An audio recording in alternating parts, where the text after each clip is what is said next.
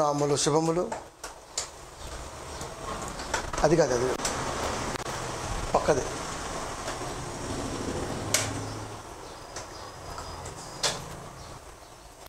క్రీస్తు నామములు శుభములు.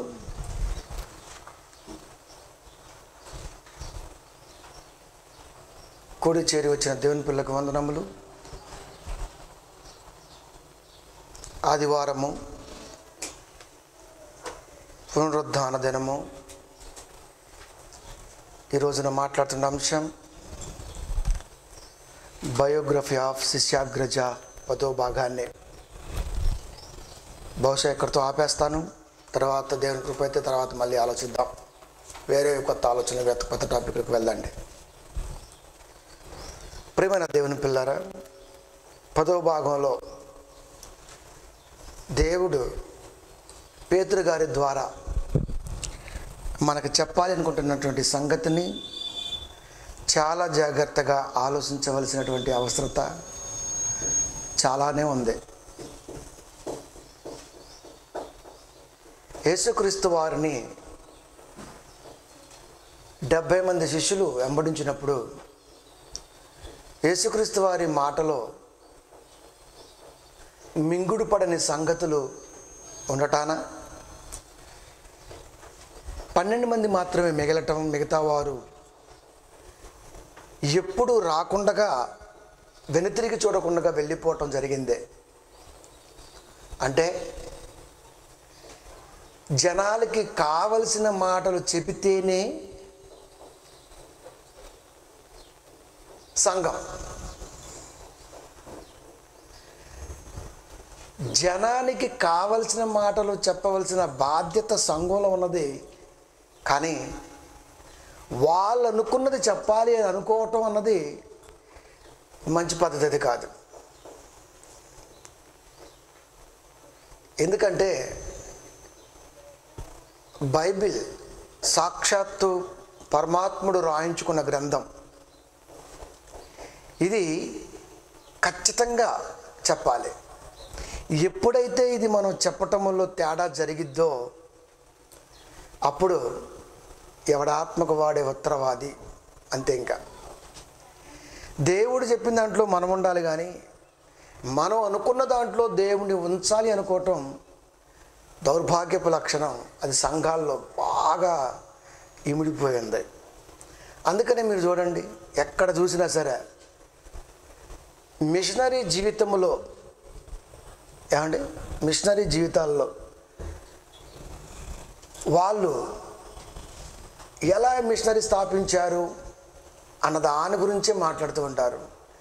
రీసెంట్గా 2 days బ్యాక్ దక్షిణాఫ్రికాలో ఎవడో తోపు పెద్ద మిషనరీ, మనకు తెలియదండి, హాస్పిటల్లో ఉన్నాడు. పెద్ద పెద్ద సంఘాలు, కాపర్లు పలాని ఆయన హాస్పిటల్లో ఉన్నాడు, మనందరం కలిసి ప్రార్థన చేద్దాం. వాడు ఎవడో కూడా తెలియదు.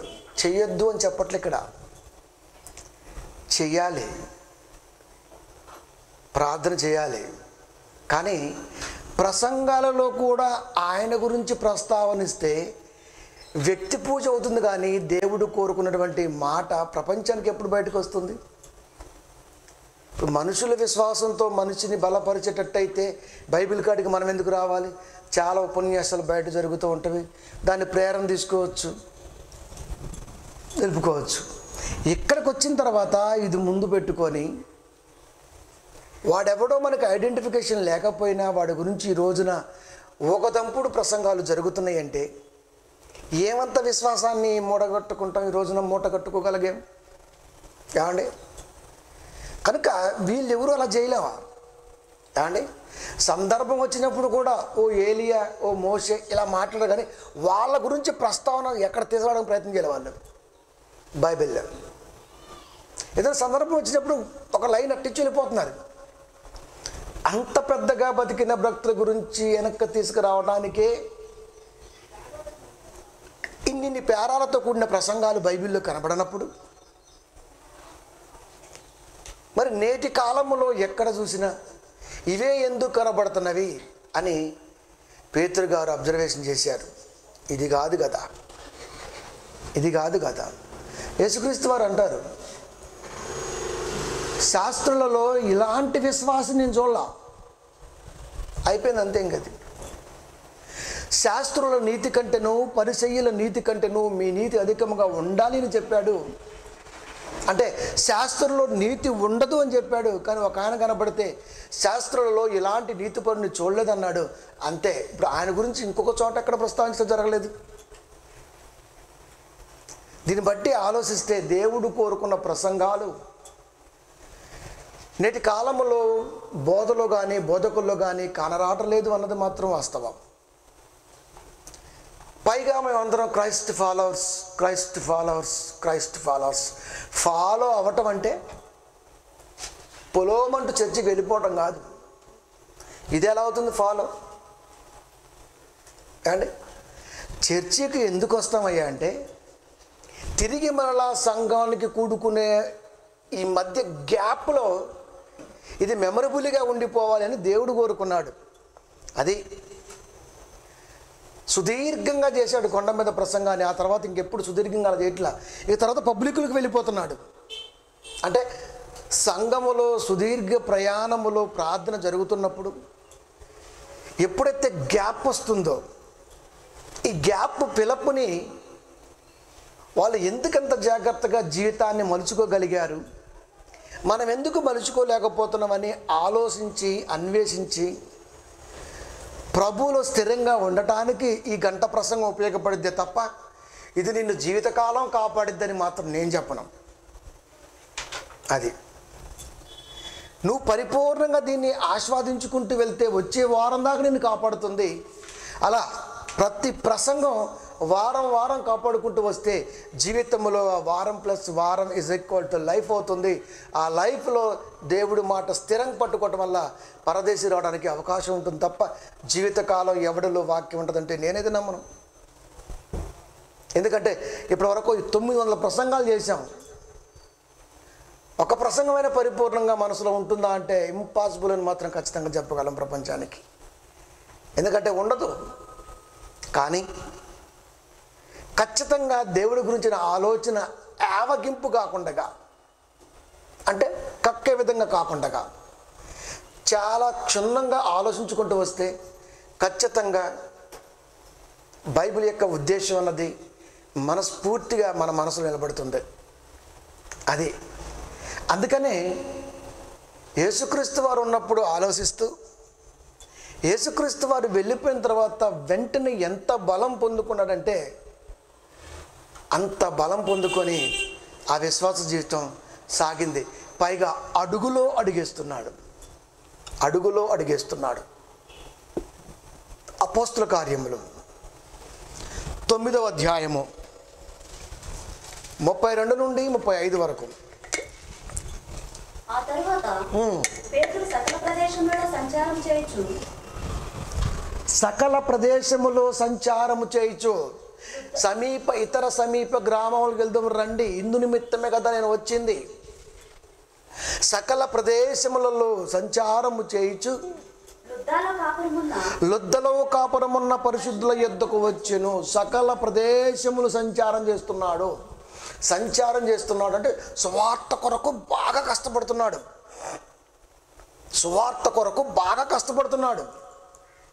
అంటే యేసుక్రీస్తు వారితో తిరుగుతున్నప్పుడు యేసుక్రీస్తు వారు ఎంత కష్టపడి ఉంటారో పేతురు గారికి అర్థమైపోతుంది. కనుక తన వంతుకు వచ్చేసింది. సకల ప్రదేశములు సంచారము చేయించు అంటే సువార్త కొరకు బాగా కష్టపడుతున్నాడు. బాగా కాబట్టి సువార్త విషయంలో ఒకటి చెప్తాను. ఎవడు ఎంత తవ్వుకుంటే అంత ఊరిద్దండి. ఇది ఆస్తిపాస్తులు పంచేది కాదు, వాటర్ ఇచ్చేది అంతకంటే కాదు. బావి గని, సువార్త అనే గనిని ఎంత ఇంట్రెస్ట్గా తవ్వుకుంటే అంత వాడుకుంటాడు. అంతే. కనుక తవ్వటం ప్రారంభించాడు. ఇంకా సకల ప్రదేశములలో సంచారము చేసి, సకల అంటే చెప్పటానికి కూడా వీలు పడినటువంటి ప్రయాణం అది. చెప్పలేకపోతాడు. ఒకటే ఏమని చెప్పగలడు? ఏమండి? ఏమని చెప్పగలడు? సకల ప్రదేశం సంచారం చేస్తున్నాడు. అలాగని పని చేసుకోవడం అనుకోమాకండి. పని చేసుకుంటున్నాడు మళ్ళీ గుర్తుపెట్టుకోండి, అది మనసులో ఉండాలి. అది సంచారం చేయొచ్చు. లొద్దలో కాపురం ఉన్న పరిశుద్ధుల యొద్దకు వచ్చును. అక్కడ పక్షవాయువు కలిగి 8 ఏండ్ల నుండి మంచం పట్టిన ఐనేయు అని ఒక మనుషుని చూశాడు. లొద్దలో ఐనేయు చూశాడు.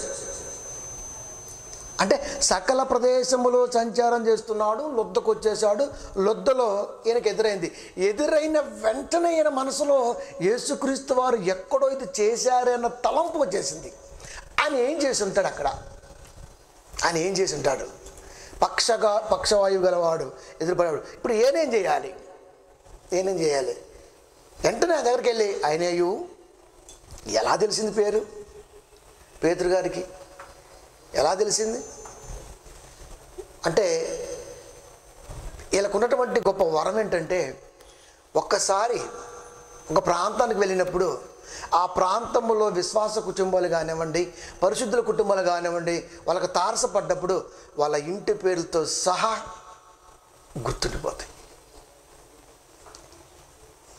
గుర్తుండిపోతాయి. మనకుంటాయా అంటే మనకుండవు. నేను ఎక్కడో చూసినట్టు ఉందమ్మా విశ్వాసు అంటుంటారు మనోళ్ళు. అంటే మర్చిపోతుంటారు. కానీ సంఘ వాతావరణంలో ఒక్కసారి మనకి వాళ్ళు టచ్ అయినప్పుడు ఎంతకాలం పోయినా అది గుర్తుండిపోతుంది. అది ఐనేయు, యేసుక్రీస్తు నిన్ను స్వస్థపరుచుచున్నాడు.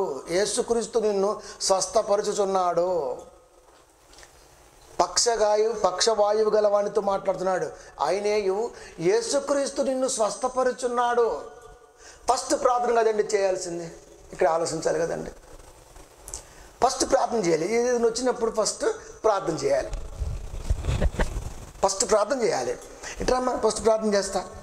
ప్రార్థన చేసిన తర్వాత ఏదో అడుగుతుంటాడు కుశలాలు కానీ ఫస్ట్ ప్రార్థన చేస్తాడు. మరి ఇక్కడ ప్రార్థన చేయాలి కదండి. మరి ప్రార్థనకి విలువ తగ్గించునని చెప్పట్లేదు, గుర్తుపెట్టుకోండి. మళ్ళా ప్రార్థన జీవితంలో చాలా గొప్పగా ఉండాలి. దానికంటే ముందు దేవుడి మాట వాడి మనసులోకి వెళ్ళటానికి నువ్వు ప్రయత్నం చేయాలి. వాడి మనసులోకి దేవుడి మాట వెళ్ళిందనుకో, వాడే ప్రార్థన చేసుకుంటాడు. నువ్వు ప్రార్థన చేయి అని చెవులో జోరిగలాగా అరవాల్సిన అవసరం లేదు. ప్రార్థన చెయ్యి అని చెప్పామంటే అర్థం ఏంటి తెలుసా? అసలు అడిగి ప్రార్థన చేయడం రాదు అని అర్థం. అంటే తినమని చెప్తామండి, మనం తినమని చెప్తామా? ఆడే అడుగుతాడు, ఆకలైతే అన్నం పెట్టి అంటాడు. ఓరగా 9 గంటలకు వేసిన దగ్గర నుంచి 6 గంటల దగ్గర నుంచి బ్రష్ చేసుకో, తిన్నావా, తిరిగిరా, అడిగిందా, మళ్ళీ పెడతా అంటాడా? ఏది అడగనప్పుడు ఇది ఎందుకు అడుగుతాం? అంటే ప్రార్థన చేసుకోవటం ఎలాగో కూడా తెలియని స్థితిలో ఉంటేనే ప్రార్థన చేయి అన్న పదం మనం వాడతాం. అంతే కదండి. పొద్దున్నే లేస్తాం, నైట్ పూట పడుకుంటాం.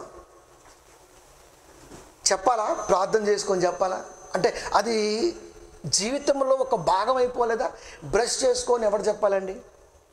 ఎవరు చెప్పాలి? పొద్దున్న లేచినప్పుడు తొందరగా బ్రష్ చేసుకొని ఎవరు చెప్తారు? ఏదైనా అర్జెంట్ పని ఉంటే మాత్రం చెప్తారు ఉంటాయి తల్లిదండ్రులు. తొందరగా అంటే ఏళ్ళ మీద ప్రేమతో చెప్పట్లేదు, ఆ ప్రయాణానికి బ్రేక్ అవుద్ది కాబట్టి చెబుతున్నారు. తొందర బ్రష్ కానివ్వండి అని. అది ఏ పని లేకపోతే పర్లేలే 10 అయిపోయినా వాళ్ళే తీసుకుంటారులే అమలేస్తాడు. అప్పుడు చెప్పాలి. అసలు మరి పనున్నా లేకపోయినా ఏమండి, పిల్లలు కాబట్టి ప్రార్థన చేసుకోని మాత్రం ఎవరికి చెప్పకూడదండి. వాడికి రావాలంతే అది ఎందుకంటే అది దైనందిన కార్యక్రమాల్లో ఒక భాగమైపోవాలి ప్రార్థన చేసుకోవటం అన్నది. అది కనుక ఐనేయు ప్రార్థన చేస్తారా అంటున్నాడండి. యేసుక్రీస్తు నిన్ను స్వస్థపరుచున్నాడు. నీవు లేచి నీ పరుపు నీవే పరుచుకోమని అతనితో చెప్పగా వెంటనే అతడు లేచెను. ప్రార్థన చేయాలి కదా అక్కడ. లేదండి, రాయబడలేదండి ప్రార్థన. ఎందుకంటే అక్కడ లేకపోతే మనం పెట్టేసుకుంటాం కదా. అందుకని చెప్పేశాడు, కలపటానికి వీలు లేదు, తీయటానికి వీల్లేదు, నువ్వు కలపటానికి అర్హుడు కాదు, తీయటానికి అర్హుడు కాదు, నువ్వు మొత్తం వెంటనే నీ పని. అంటే పక్షవాయువు గలవానికి ఇప్పుడు కావాల్సింది ఏంటయ్యా అంటే స్వస్థత. అది దేంతో వస్తుంది తెలుసా? మాటతో వస్తుంది. మాట అంటేనే ప్రార్థన కదండి. ప్రార్థనలు ఏముంటాయండి? మాటలే ఉంటాయి కదా. కళ్ళు ఇప్పుడు మామూలుగా మాట్లాడుతున్నాం, ఇది వాక్యం. కళ్ళు మూసుకున్నా, ఇది ప్రార్థన. అదే కదా మరి. అంటే కళ్ళు తెరిస్తే వాక్యం, కళ్ళు మూస్తే ప్రార్థన. కళ్ళు తెరిస్తే వాక్యం, కళ్ళు మూస్తే ప్రార్థన. ఇదే కళ్ళు మూసుకున్నప్పుడు సేమ్ ఇదే మాట్లాడుతూ ఉంటాం. ఆ మాట ఏదో కళ్ళు తెరిచి వాడికి చెప్తే ఎంత బాగుంటుంది. ఆ తర్వాత వాడు మూసుకుంటాడు, కళ్ళు ప్రార్థన చేసుకుంటాడు. ప్రార్థన వాడు చేసుకోవాలి, మాట మనం అందించాలి. అలాగ చేయొద్దని కాదు, కానీ ప్రిఫరెన్స్ దేవుడి మాటకి ఇవ్వాలి. మాట వాడికి అందినప్పుడు ఆటోమేటిక్గా వాడి మనసు కరుగుతుంది. మనసు మార్పులోకి రాగలిగితేనే మనిషి మారతాడు. అది వాడికే కలగాలి. మరలా అది పుట్టించవలసిన బాధ్యత మన మీదే ఉంది. ఆయనేయు యేసుక్రీస్తు నిన్ను స్వస్థపరుచున్నాడు. యేసుక్రీస్తు నిన్ను స్వస్థపరుచున్నాడు. నీవు లేచి నీ పరుపు నీవే పరుచుకోమని అతనితో చెప్పగా వెంటనే అతడు లేచెను. లొద్దలోను షారోనులోను కాపురమున్న వారందరూ ప్రభు తట్టు తిరిగారు. అతను చూసి, ఎవరిని చూసి? పక్షవాయు గల వాడికి నయమైతే తప్ప ప్రభు వైపు తిరగరన్నమాట పబ్లిక్. ఇప్పుడు ఆలోచించండి. అంటే వాడికి జరిగింది కాబట్టి మనకు కూడా జరిగిద్ది ఏదో ఒక మేలు. అంటే మేలు జరిగితేనే యేసుక్రీస్తు వారు, మేలు జరగకపోతే వాడెవడు. అంత కూడా దిగజారి మాట్లాడిన వాళ్ళు అనేక మంది లోకంలో ఉన్నారు. లేరనుకుంటున్నారా? క్రైస్తవులు అయ్యుండి కూడా ప్రభు పక్షాన మేలులు అందలేదని యేసుక్రీస్తు వారిని కూడా పదదూషణతో అనేక మంది మాట్లాడిన వారి మహానుభావులు కూడా ఉన్నారు లోకంలో. కానీ ఇప్పుడు నువ్వు వాడన్నా వేడన్నా అన్నీ భరిస్తాడు. ఒకరోజు వస్తుంది అక్కడి నుంచి ఆయనదే. ఆఫ్టర్ ఆల్ నీకు మహా అయితే 60, 70, 50, 80, 90 సంవత్సరాలు బాగా బలం ఉంటే 100 ఏళ్ళు ఇస్తాడు. ఆ తర్వాత లైఫ్ మొత్తం ఆయన దగ్గర ఉంటుంది. ఇంకా అప్పుడు 100 ఏళ్ళు ఎలా గడిచిపోయినారో బాబు అనుకుంటాం మనం. అది చాలా షార్ట్ పీరియడ్ కదండి. మానవ జీవితం అన్నది చాలా షార్ట్ పీరియడ్. ఎంత షార్ట్ పీరియడ్ అంటే అంత షార్ట్ పీరియడ్ అనమాట. ఈ షార్ట్ పీరియడ్లో మనం నేర్చుకోవాల్సింది ఏంటయ్యా అంటే లాంగ్ టర్మ్ ఎవరి దగ్గర అయితే ఉండాలో ఆయన్ని మనం బచ్చలు చూసుకోవాలి. ఆయనతో మనం స్నేహం చేయాలి. లాంగ్ టర్మ్ ఎవరి దగ్గర ఉండగలం? యేసుక్రీస్తు వారితో ఉండాలి, 100% ఉండాలి. నమ్మలేదనుకో ఆడకొచ్చిన తెలిసింది. అప్పుడు ప్రభువా, అరే లోకాసు వార్త 16వ అధ్యాయం ఎట్లా ఇచ్చేస్తాడు నీకు, చదువుకున్నానా, రాయించాను కదా, నీలాంటి నమ్మడని రాయించాను అక్కడ. అది షార్ట్ పీరియడ్. బంధాలైనా, బంధుత్వాలైనా, బాంధవ్యాలైనా, ప్రేమైనా, ప్రేమానురాగాలైనా, ఆత్మాభిమానాలైనా, మరి ఏదైనా కానివ్వండి షార్ట్ పీరియడ్. షార్ట్ టర్మ్కే మనం ఎంత బోర్డు పెట్టుకుంటున్నామే, లాంగ్ టర్మ్కి ఏమి ఇచ్చాం విలువ? దానికి కదా ఇప్పుడు మనం పునాది వేసుకునేది. ఏమండి, లాంగ్ టర్మ్ ఎవరితో ఉంటామో వారితో స్నేహం చేయాలి. అంటే యేసుక్రీస్తు వారితో అంటే వాక్యంతో స్నేహం చేయాలి. లాంగ్ టర్మ్ నిన్ను జీవితకాలం కాపాడేది ఏదయ్యా అంటే వాక్యం. నమ్మకపోతే ఇవ్వడం చేయలేడు. అది ఒకరోజు వస్తుంది. ఇప్పుడు నమ్మట్లు సచ్చినట్టుగా ఇప్పుడు ప్రశ్నించాలి అసలు నిజంగా హేతువాదులు కానీ మిగతా వాళ్ళు కానీ. ఒరే నాకు కరోనా చూపిస్తేనే నమ్ముతా అనాలి. ఎంత బాగుంటుందండి.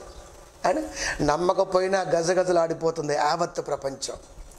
ఎదురు చూస్తుంది ఎప్పుడు వచ్చిద్దా టీకా, ఎప్పుడు వచ్చిద్దా వ్యాక్సిన్.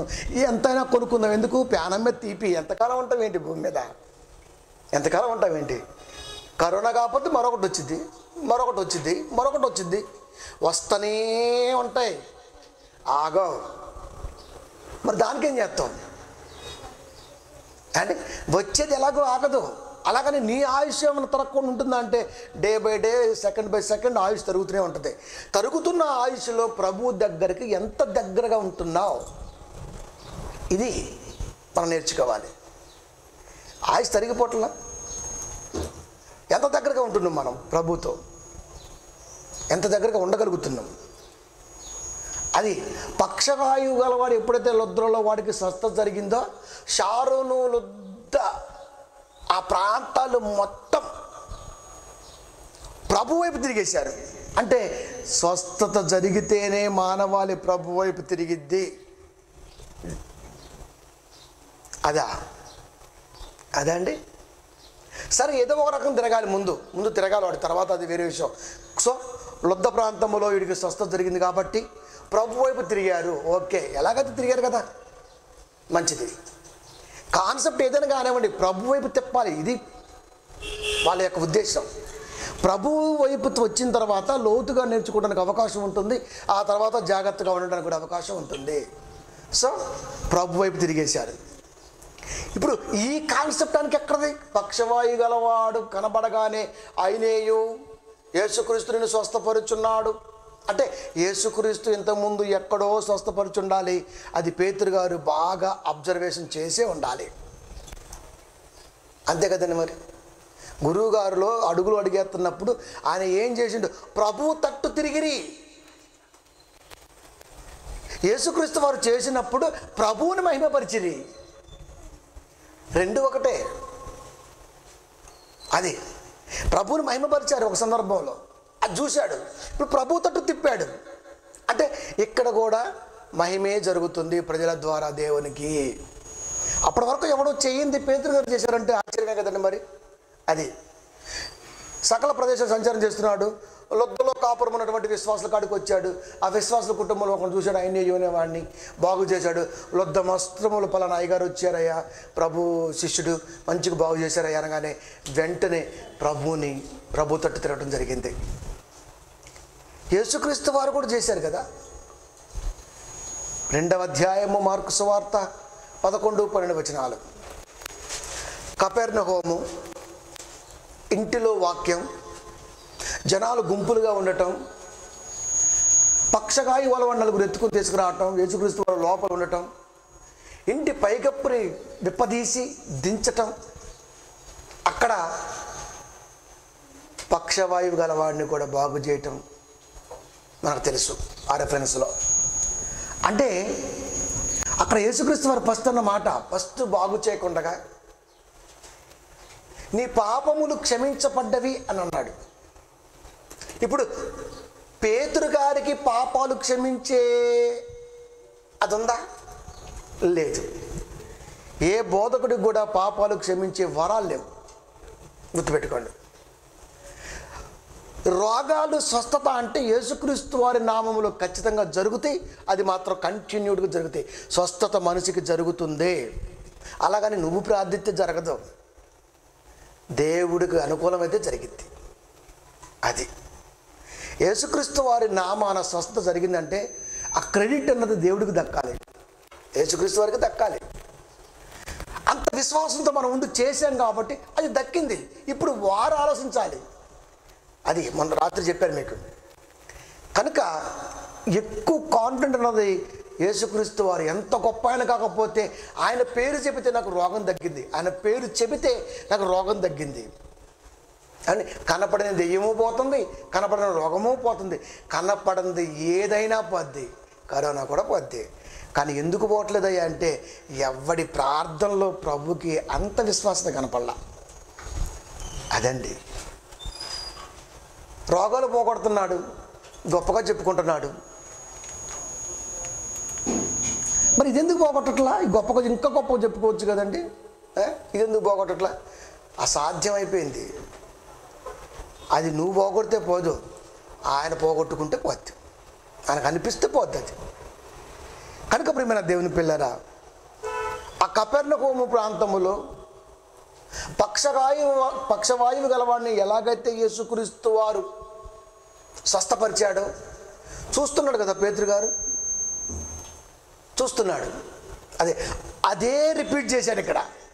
పక్షవాయువు గలవాడు లొద్దలో సంచారం చేసి తిరిగి వస్తుంటే అనేక ప్రాంతాల నుండి లొద్దకు వచ్చినప్పుడు లొద్దలో అయినేయు అనే పక్షవాయువు గలవాడు ఎదురుపడ్డప్పుడు యేసుక్రీస్తు వారు ఉన్నప్పుడు దెయ్యాలను వెళ్ళగొట్టడమే చేత కాలేదు. కానీ యేసుక్రీస్తు వారి తదనంతరం దేన్నైనా సరే చేయటానికి సిద్ధంగా ఉన్నాడంటే మీరు ఆలోచించండి. అది అంటే దీన్ని బట్టి ఫాలోవర్స్. అది యేసుక్రీస్తు వారి మనసును గుర్తెరిగి ఆయన మాటలో మాట కలుపుతూ ఆయన్ని అంటిపెట్టుకొని సాగుతున్నటువంటి పేతురు గారి జీవితంలో ఎన్ని విజయాలు మనం చూస్తున్నామో మనం ఆలోచించాలి ఇక్కడ. అది వాళ్ళందరూ దేవుని మహిమపరిచారు, అక్కడ దేవుని మహిమపరిచారు. అంటే అక్కడతో ఆగిపోయిందా? గెరవసేని ప్రాంతం ఎంటర్ అయ్యాడు, దయ్యం పట్టిన వాడు ఎదురయ్యాడు, ఆయన బాగొట్టాడు. మధ్యలో వస్తుంటే పాపం రక్తస్రావం గల స్త్రీ ఎదురైంది, ఈయనలోంచి మహిమ వెళ్ళిపోయింది. ఈ లోపల కబురు వచ్చింది, అయ్యా ఈ ప్రాంతపు అధికారి యొక్క కూతురు చనిపోబోతుంది అయ్యా, మీరు వస్తే బతికిద్దని. వస్తా పదా అన్నాడు. మనం ఆలోచించాం ఆ సంగతులన్నీ. మొత్తానికైతే లేట్ అయిపోయింది, ఇక్కడ జనాలు గుంపుగా ఉన్నారు, లేట్ అయిపోయింది, చనిపోయింది.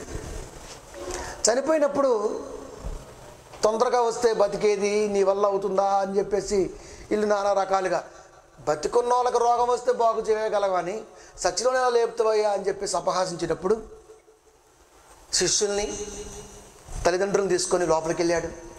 మీరందరూ బయటే ఉండండి అన్నాడు. శిష్యుల్ని ఎందుకు తీసుకెళ్ళాడయ్యా అంటే మనకి ఇప్పుడు అర్థమవుద్ది. తల్లిదండ్రులు ఎందుకు తీసుకెళ్ళాడయ్యా అంటే, నేను ఏ మాయ చేయలేదు, ఏ మంత్రం చేయలేదు, దేవాదేవుని అడిగాను, దానికి మీరే సాక్షులు, మీరు చెప్పవలసిన అవసరం ఉన్నది రాబోతున్న రోజుల్లో అని విట్నెస్ కోసం వీళ్ళని, క్రియ కోసం వీళ్ళని తీసుకెళ్ళాడు. రెండు ఒకేసారి జరిగించాడు యేసుప్రభు వారు. ఇప్పుడు తల్లిదండ్రులు లేకుండా వెళ్తే శిష్యుని తీసుకెళ్ళిపోతే ఏదో భూత వైద్యం చేసి ఉంటాడు, ఎందుకంటే అప్పటికే దయ్యం పట్టినాడు అంటున్నారు కదా, ఎందుకంటే మందశక్తులు ఉన్నాయి కాబట్టి బాగు చేసి ఉంటాడు అనుకుంటారేమో. అంటే మేలు చేసినా దాన్ని వీళ్ళు మేలుగా చూడరేమో అని విట్నెస్ కోసం వాళ్ళని తీసుకెళ్ళాడు. రాబోతున్న రోజుల్లో ఎలాంటి పరిస్థితి నీకెదురైతే నువ్వు ఎలా చేయాలో అని వీళ్ళని తీసుకెళ్ళాడు. చాలా గొప్పగా చేస్తాడండి యేసుక్రీస్తు వారు. మొత్తానికైతే ఆ పాప బతికిపోయింది. పేతురు గారు, యోహాను గారు శిష్యులు చూశారు. యేసుక్రీస్తు వారు మరణానంతరం ప్రయాణమే సాగుతున్నారు. అదే సందర్భం మరలా పేతురు గారికి ఎదురైంది. అదే సందర్భం ఎదురవుతుంది.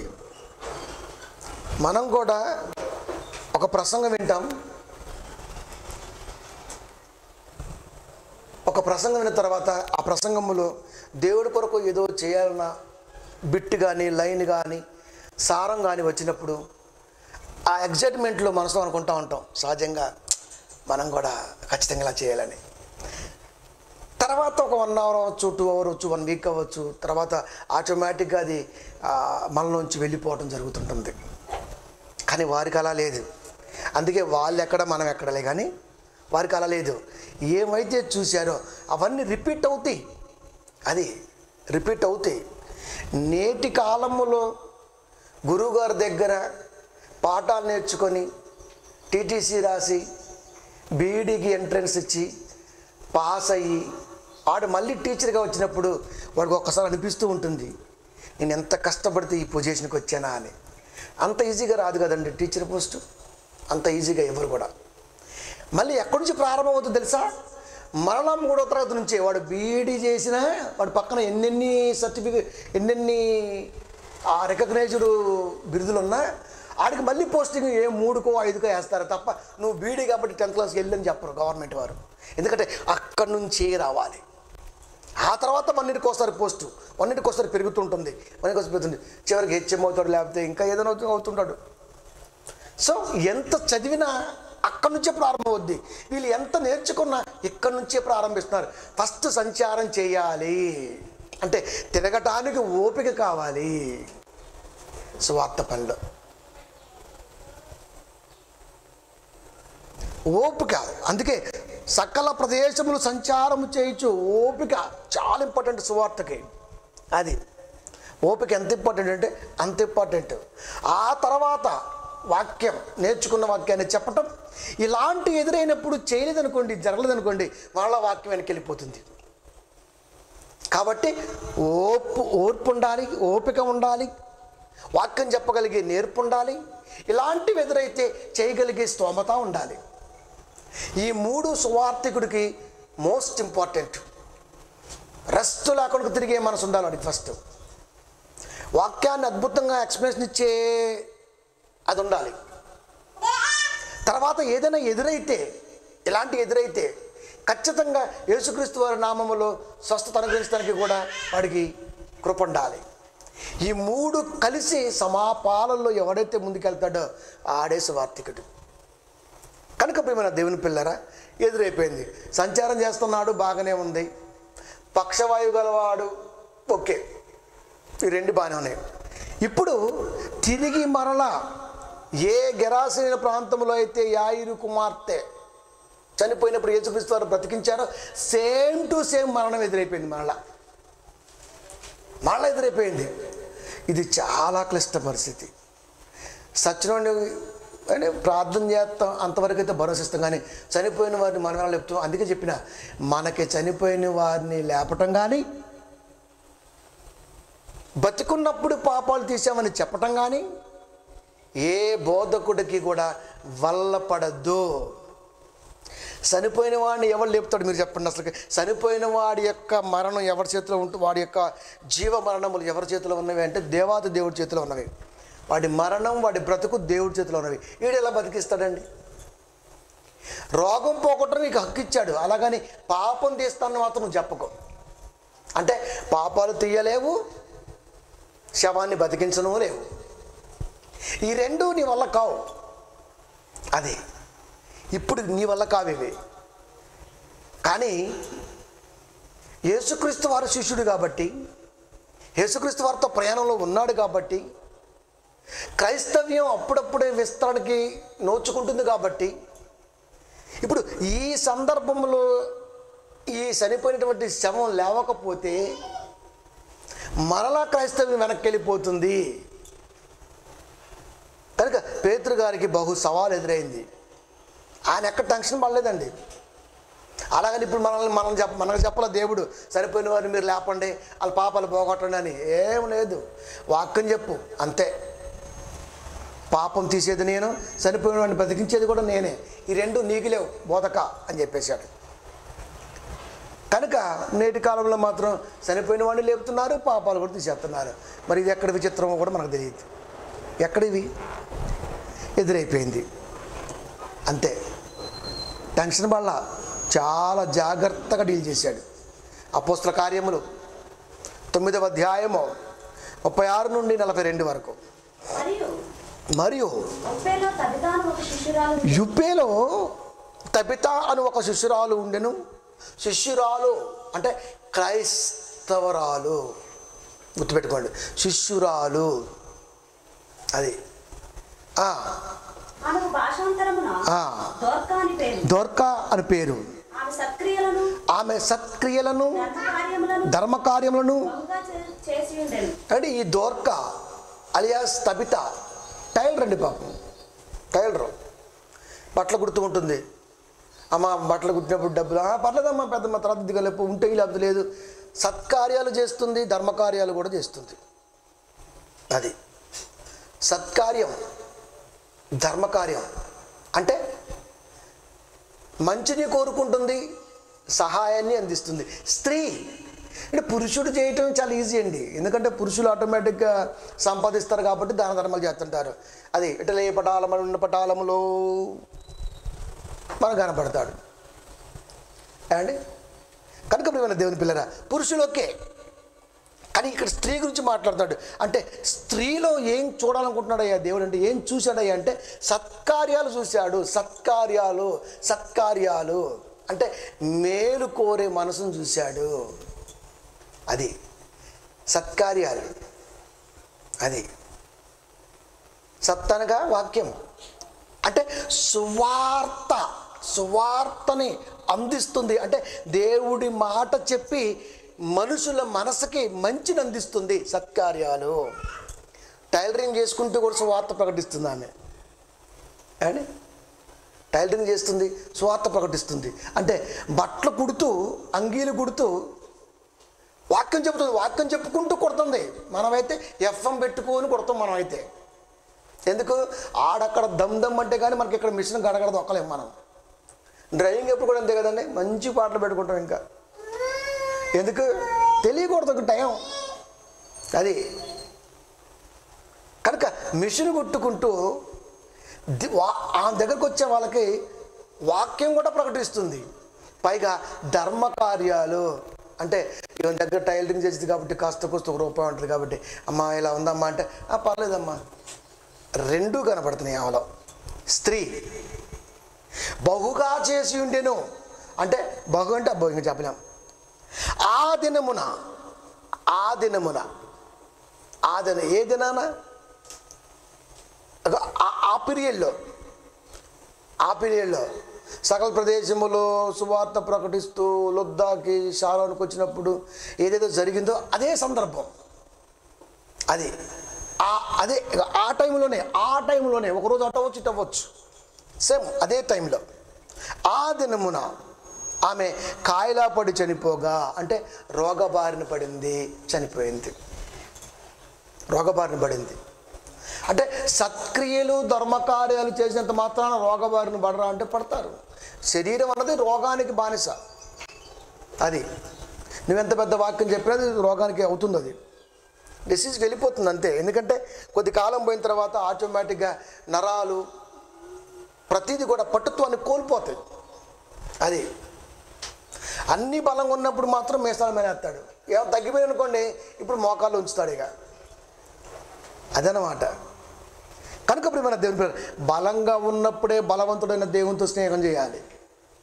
నీ బలం ఉడిగిపోతున్న బలాన్ని చూడ్డాయన నీలో ఆసక్తిని చూస్తాడు. అన్నీ అయిపోయినాక వస్తే ఆసక్తి ఉంటుంది, కానీ కార్యాచరణకి ఆలోచనకి శరీరం సహకరించకపోయే సమయానికి ఇంకంతే ఆయనకంత ఇంట్రెస్ట్ అనిపించదు. ఇంకా అంటే మొత్తం అరిగిపోయింది, అంత అరిగిపోయింది.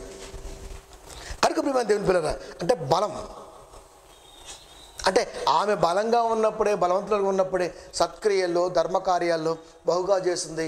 ఒక దినాన రోగబారిన పడింది, చనిపోయింది. ఆ శవమును కడిగి మేడ గదిలో పరుండబెట్టిరి. శవానికి స్నానం చేపించారు, మనం కూడా చేపిస్తాం కదండి. మరి మేడ గదిలో పెట్టేశారు అంతే. లొద్ద ఉప్పేకు దగ్గరగా ఉండు చేత అంటే కొంచెం దగ్గర చేత ఆమె యొద్దకు రావాలని వేడుకొంటకు 2 మనుషులను పేతురు గారి యొద్దకు పంపించారు. అది ఉప్పేకి దగ్గరలో ఉంది. పేతురు గారు అక్కడ ఉన్నారు. అమ్మయ్య, పేతురు గారు ఉన్నారంటే శవాన్ని కూడా లేపుతాడు. ఎలా లేపుతాడు అంటే ఇదిగో ఈమె ధర్మకార్యాలు సత్క్రియలు గొప్పగా చేసింది, ఏమో లేకపోతే ఎట్లా ఇప్పుడు చెప్పండి. వేరే వాళ్ళు చనిపోతే అనుకోవచ్చండి ఆ విశ్వాసాలు,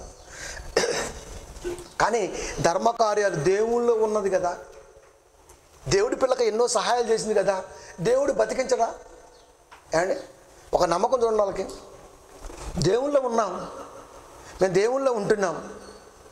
మాకు కష్టం వస్తే మాకు దేవుడు న్యాయం చేయడా? చేస్తాడు.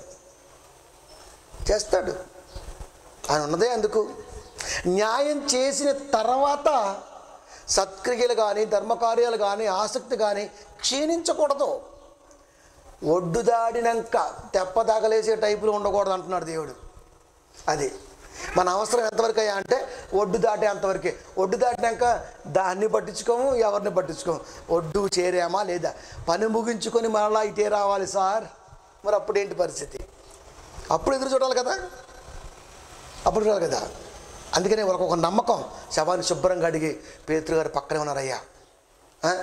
అది లొద్ద కానీ ఆ షారోను ప్రాంతం కానీ పేతురు గారి యొక్క ఉద్దేశం తెలిసిపోయింది కాబట్టి ఖచ్చితంగా ఈయన వెళ్ళవుతుంది. ఒక నమ్మకం చూడండి, ఎంత నమ్మకం అంటే అంత నమ్మకం. 2 మనుషులు వచ్చారు. వెంటనే పేతురు గారు వినబడింది, లేచాడు, వెళ్ళిపోయాడు. అక్కడ చేరినప్పుడు మేడగదిలోకి అతను తీసుకుని వచ్చారు. విధవరాలు అందరూ వచ్చి ఏడ్చుచు దోర్కా తమతో కూడా ఉన్నప్పుడు కుట్టిన అంగీలను వస్త్రములను చూపుచు అతను ఎదుట నిలిచిది ఏడుస్తున్నారు. అయ్యా ఇదిగో ఇది కుట్టింది ఆమె, ఇది చేసింది ఆమె, నాకు ఈ సాయం చేసింది, నాకు ఇలా చేసింది. ఎంత గొప్పగా అంటే శవం పైన ఉంది, ఆ బ్రతికున్నప్పుడు చేసిన క్రియ వీళ్ళ నోళ్ళలో ఉంది. అది స్ప్రెడ్ అవుతుంది. చూసారా? శవం ఏమో పైన ఉంది, ఆమె కనపడదో లేవదు, పలకదో పలకదు, కానీ ఆ క్రియను చూసారా, ఆ క్రియ నోళ్ళల్లో నానుతుంది, మరి కొందరికి చెప్పడానికి అవకాశం ఏర్పడుతుంది. అంటే దోర్కాకి ఫిజికల్గా మరణం లేదు. చూసారా ఎంత బాగా రాయించాడు. మంచి కార్యాలు, ఇదిగో మాకు ఇది అంగి ఏమీ కొట్టింది, నాకు సాయం ఏమో చేసింది, నాకు ఇలా చేసింది, ఇలా మాటలు చెప్పింది అయ్యా అని పేతురు గారికి చెప్పుకుంటున్నారు. వెంటనే పేతురు అందరినీ వెలుపలకు పంపి, అమ్మ మీరు అందరూ కొంచెం బయటికి వెళ్ళండి, ఫస్ట్ బయటికి వెళ్ళండి అని చెప్పేసాడు. ప్రార్థన చేసి, ఇక్కడ ప్రార్థన చేసి అని ఉంది. ఆయన దగ్గర డైరెక్ట్గా మాటే అండి. ఇప్పుడు శవం కాడ మరి ప్రార్థన చేయాల్సి వచ్చింది, శవం దగ్గర ప్రార్థన ఎందుకు చేయాల్సి వచ్చింది? పక్షవాయువు గలవాడి దగ్గర ప్రార్థన లేకుండా డైరెక్ట్గా మాట ఎందుకు అనవలసి వచ్చింది? ఏమండి, శవం దగ్గర మనం కూడా ప్రార్థన చేస్తుంటాం. ఏమని? ప్రభువా ఈ బిడ్డను చేర్చుకొని, అయినా ఆల్రెడీ ఆమె వెళ్ళిపోయి చాలా గంట అయింది, ఒక్క సెకండ్లోనే పాతాళలోకానికి వెళ్ళిపోతుంది ఆమె. పాతాళలోకంలో 2 పార్ట్లు ఉంటుంది, ఒకటి నెమ్మది పొందే స్థలము, మరొకటి వేతన పడే స్థలం. వెళ్ళిపోయింది, మళ్ళా చేర్చుకోయింది, ఇంకా అయిపోయినాక ఇంకా అది ఇంకేం చేస్తాడు అండి? చనిపోయిన శవం దగ్గర ఆమె చేసినటువంటి క్రియలు బతుకున్నప్పుడు ఆ వింటున్నటువంటి వారు కానివ్వండి, సావటానికి సిద్ధంగా ఉన్న వారికి తెలియాలి. అది ప్రార్థనలు పెట్టాలి. ఏ కాపరేం పెడతాడండి ఈ ప్రార్థనని? ఎవడేం పెడతాడండి?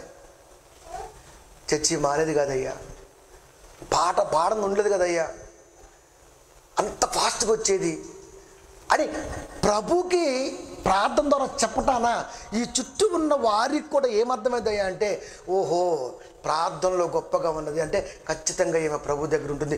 ఎంత తెక్కలోడికైనా శవం చుట్టూ ఉన్నోడికి అర్థమైపోతుంది ఆ ప్రార్థన బట్టి. కానీ మనం ఏం చేస్తాం? అసలు అలాంటి చెయ్యం. ఆ క్రియల గురించి మాట్లాడడం. ప్రభా ఈ బిడ్డని, నీ బిడ్డని ఆయన చేర్చుకో అంటే ఇలా అనుకుంటారు, నేను కూడా దేవుని బిడ్డే కాబట్టి నేను పోయిన ఆడకే పోతా. మరి ఆ క్రియలు ఇవి ఏమండి, క్రియలు అవి కదా ప్రార్థనలో పెట్టుకునేవి, చేసిన పనులు. అది కదా పెట్టుకునేది. ప్రార్థన చేశాడు అంటే ఎప్పుడైతే ఈ చనిపోయినప్పుడు వీళ్ళు ఎదురొచ్చి ఈ అంగీని చూపించి ధర్మకార్యాలు ఎలా చేసిందని చెప్పించి ఈ బట్టలు చూపించినప్పుడు ఈ మొత్తం విన్నాడు పేతురు గారు. దీన్ని ప్రార్థన చేయడం ప్రారంభించాడు. ఆ ప్రార్థనలో అవే పెట్టాడు. చూసారా, ఏ నోటనైతే నానిందో సత్క్రియలు కానీ ధర్మకార్యాలు కానీ వాటిని తీసుకొని అవే ప్రార్థన పెట్టాడు. అయ్యా ఈ బిడ్డను ఆయన అనేక మంది చెప్పుకుంటున్నారు, నీకు తెలుసు బాగా, ధర్మకార్యాలు చేసింది. ఒక్కళ్ళిద్దరైతే ఓకే, కానీ ఇంతమంది మాట్లాడుతున్నారంటే ఎంత గొప్పగా చేసి ఉంటుందో. ఒక్కసారి ఈ బిడ్డ వైపు మనసు నిలిపయ్యా. ప్రార్థన ఇక్కడ చేశాడు. ఇప్పుడు పక్షవాయువు గలవాడి దగ్గర ఎందుకు చేయలేదు? డైరెక్ట్గా వాక్యం ఎందుకు మాటలకు ఎందుకు వెళ్ళిపోయాడు? ఆడి గురించి ఎవరు చెప్పట్లా, ఏనే తెలుసుకున్నాడు. పాపం ఇప్పుడు వీడికి ప్రార్థన చేయడం కంటే ఫాస్ట్గా నడిపించడం బెస్ట్. అది ఎక్కడ ఏం చెయ్యాలో అది చేయాలి. అది ఎక్కడ ఏం చేయాలో అది చేయటం తెలియాలి మనకి. అది కదండి నేర్చుకోవాల్సింది. ప్రార్థన చేసి శవం వైపు తిరిగి, అంటే ఇప్పుడు ఎటు మళ్ళీ ప్రార్థన చేశాడు? శవం ముందు పెట్టుకొని అక్కడ, అయ్యా ఏమే కార్యాలు చేసింది ప్రభా. మీకు సంగతి చెప్తాను, మీ సందర్భం వచ్చింది కాబట్టి. అండి మా నాయనమ్మ చనిపోయిందండి. ఓ పెద్ద అమ్మగారు వచ్చారు. ఎంత పెద్ద అమ్మగారు అంటే, మా బంధువుల్లో ఆమె గురించి ఎంత గొప్ప చెబుతారంటే, మన పూజకి పులతో సమానం లేండి, మన సేవ అంత పెద్ద గుర్తింపు కాదు. కానీ ఆమె దగ్గర అంటే బాబోయ్ నేను చూస్తున్నాను, నేనేమో మా వాళ్ళు చేతులు కట్టుకొని దూరంగా నిలబడ్డా. వచ్చింది, శవం పెట్టి అట్టే ఉంది, కూలింగ్ నడుస్తుంది. నేను ఇట్లా మామూలుగా ఇట్లా వెళ్ళి ఇట్లా ఫేస్ చూశాను. పర్లేదు నాయన మా 100 ఏళ్ళు వచ్చాయి, నీకు చాలు, అద్భుతం, అందరం చూసాం అని పక్కకు వచ్చా. ఇంకా అంతకంటే ఏం చేస్తావు అక్కడ? ఇంకా అంత అదృష్టమా? ఏ రోగం లేకుండా అంత హ్యాపీగా చచ్చిపోవడం అన్నది మా నాయనమ్మకి సాధ్యపడింది. ఏ రోగం ఇవ్వండి ఆమె పాపం. కనుక వచ్చింది, చేరేసుకుంది. ఎందుకంటే మరి శవాల దగ్గర కూడా బిల్డప్, శవాల దగ్గర చిల్లర ఎరుకుని ఎదవాలంటే ఇల్లే. చిల్లర ఎరుకునేవాడు కనపడతాడు, ఎలాంటి చిల్లర బోధకులు కనపడరు. ఇప్పుడు తెలిసింది అందరికీ. ఇట్లా కాలు ఇట్లా పెట్టింది, ఇట్లా తెల్ల పెట్టేసి కాలు ఇట్టేసి చిన్న డబ్బా ఫోన్ ఒకటి ఉంది. ఇక ఫోన్లు వస్తుంటాయి కదండి, అమ్మగారు కదా, మరి అమ్మగారికి ఫోన్లు వస్తాయి అంతే. ఇంకా శవం కాడుండి వాళ్ళకి ప్రార్థన చేస్తుంది. శవం కాడుండి వాళ్ళ ప్రార్థన చేస్తుంది, చేతి పెట్టి వాళ్ళ చేస్తుంది. చెయ్యేమో శవం మీద, ప్రార్థన ఏమో వాళ్ళకే. నాకు అనిపిస్తుంది, ఏంటి ప్రభు ఈ చిత్రం, ఎంతకాలం అయినా చూడాలి. ట్యాక్షన్ పడకరా, చంపేస్తున్నా దాన్ని అని అడిగితే దెబ్బ చంపేశాడు. సంవత్సరం కూడా తిరగలేదండి. అండ్ గుర్తుపెట్టుకోవాలి ఏంటంటే, ఎక్కడ నెగ్గేమన్నది కాదు, ఎక్కడ తగ్గేమన్నది కావాలి. సినిమా డైలాగ్ అనుకుంటున్నారా? సినిమా డైలాగులే మరి ఇవన్నీ. ఎందుకంటే లోకం అనే సినిమాలో మనం పాత్రధారులం కదండి మరి. కనుక శవం పడుకోబెట్టారు, ఇటు తిరిగాడండి. ఇటు తిరిగి ప్రభువుని వేడుకుంటున్నాడు. ప్రభువుని వేడుకొని ప్రార్థనలో వీళ్ళన్నీ పెట్టేశాడండి. పెట్టేసి ఇప్పుడు శవం వైపు తిరిగాడు. ప్రార్థన చూడండి ఎలా చేశాడు. ప్రార్థన ప్రపంచంలో ఇప్పటి వరకు ఈ ప్రార్థన చేసిన బోధకుడు ఉన్నాడా ప్రియమైన దేవుని పిల్లలు? అని ప్రపంచంలో ఉన్నారా? ఉన్నాడండి? ఎప్పటికీ వండడం. ఎందుకంటే ఆడికి అంత ఉండదు. అందుకే శవాల దగ్గర నేను దూరంగా ఉంటా ప్రార్థన చేయడానికి. ఆడి కర్మాడు జాతర మళ్ళీ మనకెందుకు లేనిపోయింది అని చెప్పేసి చాలా దూరంగా ఉంటాను నేనైతే. అది ఎందుకంటే అక్కడ మన ఉద్దేశం నెరవేరదు. ఎందుకంటే అక్కడ కూడా కనపరుచుకోవాలి. అయ్యగారి పక్కన ఉండాలి, అయ్యగారి పక్కన ఉండాలి, అయ్యగారి పక్కన ఉండాలా, కనపడాలా అని. ఒకసారి సువార్తకి వెళ్ళామండి, పిలిచారు, వెళ్ళాం. నన్ను స్టేజ్ మీద పిలిస్తే, అన్న బాబు రానురా బాబు కూర్చోండి. మా ఊర్లోనే, మక్కపేటలోనే. నేను రానులేండి, వద్దు, టెన్షన్ పడడం అక్కడ వద్దు, మనకెందుకండి, మనకు స్టేజ్ ఫీ మనకి ఇన్ని అవసరం లేదు. ప్రభు తలుచుకుంటే ఎక్కడికైనా ఎక్కిస్తాడు, మనం ఎందుకు ఆతృత పడాలి, మనకు అవసరం లేదు. నేను అక్కడ చెప్పిన, ఫస్ట్ చెప్పిన, నన్ను పిలవకండి, నేను వచ్చాను, మీరు పిలిచారు వచ్చాను, స్టేజ్ మీద పిలిచి టైం అంతా వేసే మాకు నాన్న అట్టట్టే గారు అంటే వద్దు ప్లీజ్ మీరు అన్నం పెడతాను, దూరం కూర్చున్నాను. అంత అయిపోయింది. లాస్ట్లో పిలుస్తున్నాడు. అక్కడ చేయి ఎత్తి ఇట్లా వెనకాల నుండి అన్న, అది ఊకూడే పిలుస్తూనే ఉంటాయి, గౌరవించాలి తప్పదు సార్లు అని చెప్పి లాస్ట్లో పోయినా. ఎప్పుడైతే నేను పోయానో ఇంకా చుట్టూ ఉన్నటువంటి వాళ్ళకి ఏమనిపించింది తెలియదు, కానీ పిలవకపోయినా స్టేజ్ ఎక్కేస్తున్నారు. నేను అందుకే నేను రానండి అని చెప్పిన ఆయనకి. అంటే ఏమర్థం అవుద్ది? కనపడాలా, రోజు కనపడుతున్నాగా చుట్టూ ఊర్లో గ్రామాల్లో. ఏమండి అక్కడ ఎందుకు కనపడాలా? స్టేజీ మీద కనపడటం అన్నది ఫ్యాషన్. అర్హత ఉన్నోడే వెనక్కి రావాలని కోరుకున్నప్పుడు అర్హత లేనుడు ఎలా ఎక్కుతాడండి ముందుకి? దేవుడు అది అబ్జర్వేషన్ చేస్తాడు. వీడికి ఎందుకు అసలు అంత, ఎందుకంత, మనకి ఎందుకంత? ఏమండి తిరిగాడా? శవం కాడికి వెళ్తాడు, మంచిగా ఆడు పెడతాడు, ప్రార్థన చేశాడు. కానీ ఈయన శవం ఆడుంటే ఇటు తిరిగాడు. ఇటు తిరిగి ఇప్పుడు ప్రభువుని చూస్తున్నాడు, ప్రార్థన ప్రభువుకు చేస్తున్నాడు. శవాన్ని పెట్టుకోవట్లా, ప్రభువుని తన మనసు తెచ్చుకుంటున్నాడు. ప్రభు ఇది పరిస్థితి, ఇలా ఉన్నది నాయన. ప్రార్థన అయిపోయింది, వెంటనే శవం వైపు తిరిగాడు. ఇక తిరిగేసి తబితా లేవే అంతే. వెంటనే పడుకున్నది కదండి, మరి కళ్ళు ఇలా తెరిసింది అంతే. కళ్ళు తెరిచేసింది అంతేగా.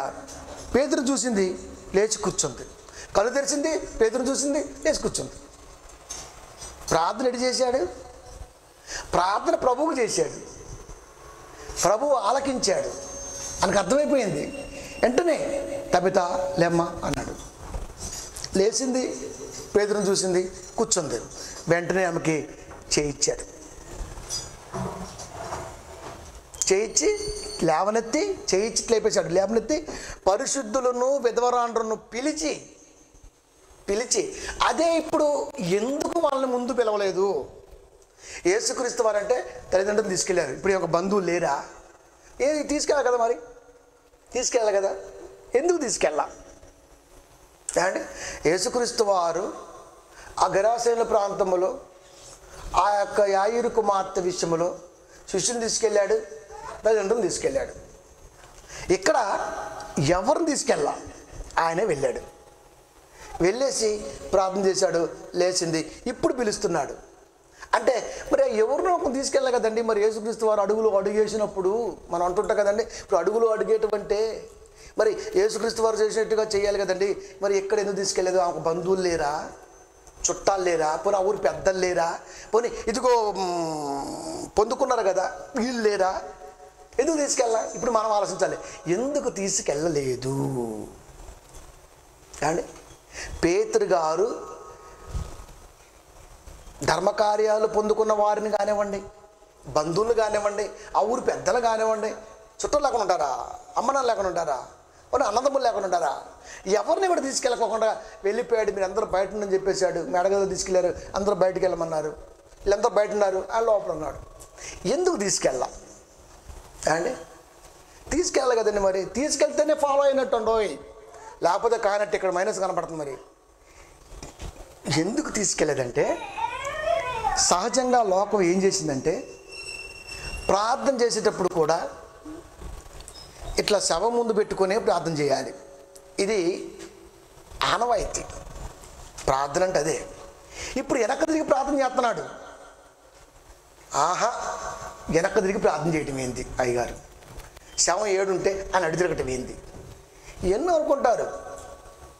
నీకు కావాల్సింది ప్రార్థన. వెనక్కి తిరిగాడా, ముందుకు తిరిగాడా, పక్క కొంగాడా, ఇది కాదు. నీకు అందవలసింది ప్రార్థన. అది డిస్టర్బెన్స్ అవుతుంది దేవుడికి. డిస్టర్బెన్స్ కాకుండా ఉండాలి. ఎందుకంటే మనసు తెలుసు ఆయనకి, కనుక పెట్టేశాడు బయటికి.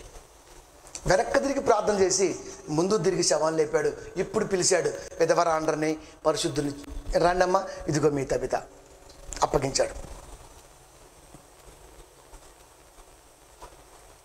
చూసారా ఎంత జాగ్రత్తగా, ప్రార్థనలో కూడా ఎంత జాగ్రత్త ఉంటుందో.